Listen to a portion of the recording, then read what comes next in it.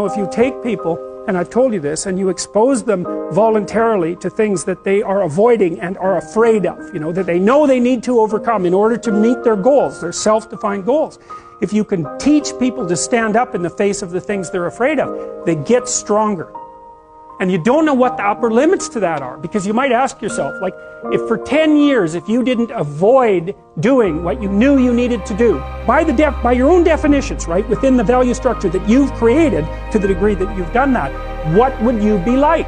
Well, there are remarkable people who come into the world from time to time, and there are people who do find out over decades-long periods what they could be like if they were who they were, if they spoke their being forward. And they get stronger and stronger and stronger, and we don't know the limits to that. We do not know the limits to that. And so you could say, well, in part, perhaps the reason that you're suffering unbearably can be left at your feet, because you're not everything you could be, and you know it. And of course, that's a terrible thing to admit, and it's a terrible thing to consider, but there's real promise in it, right? Because it means that perhaps there's another way that you could look at the world, and another way that you could act in the world, so what it would reflect back to you would be much better than what it reflects back to you now.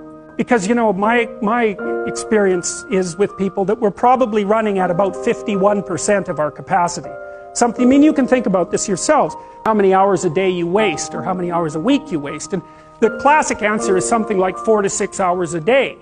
Inefficient studying, watching things on YouTube that not only do you not want to watch, that you don't even care about, that make you feel horrible about watching after you're done. That's probably 4 hours right there. You think, well, that's 25 hours a week, it's 100 hours a month, that's 2.5 full work weeks, it's half a year of work weeks per year. And if your time is worth $20 an hour, which is a radical underestimate, it's probably more like 50 if you think about it in terms of deferred wages. If you're wasting 20 hours a week, you're wasting $50,000 a year. And you are doing that right now. And it's because you're young, wasting $50,000 a year is a way bigger catastrophe than it would be for me to waste it, because I'm not going to last nearly as long. And so if your life isn't everything it could be, you could ask yourself, well, what would happen if you just stopped wasting the opportunities that are in front of you? You'd be who knows how much more efficient? 10 times more efficient, 20 times more efficient. That's the Pareto distribution.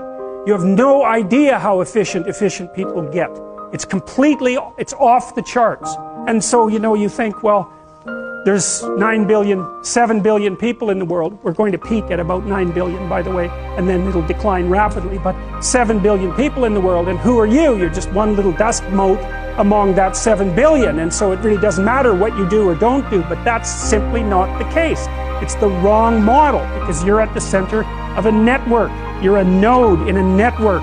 Of course, that's even more true now that we have social media.